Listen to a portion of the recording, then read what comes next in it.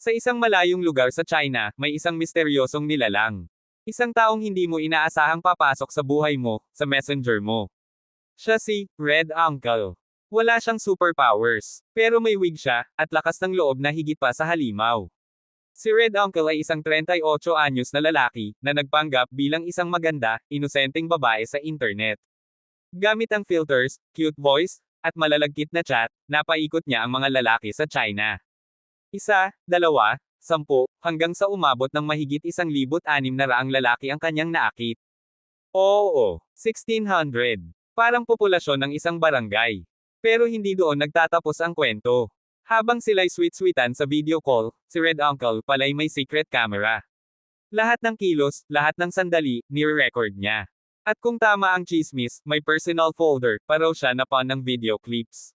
Nahuli siya. Kinuyog siya online. Ginisa ng netizens. At sa wakas, nakasuhan. Pero ang tanong, bakit niya ginawa to? Para sa pera? Para sa kasikatan? O para lang sa thrill?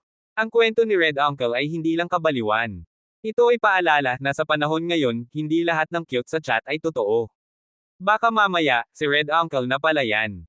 Kaya mga kababayan, mag-ingat sa mga online video calls. Kung may kachat kang laging naka-filter, naka-wig, at mahilig sa red, run.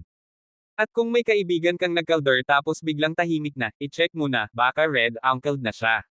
Kaya hit mo na yung like, subscribe, at yung bell na parang alarm ng kapitbahay.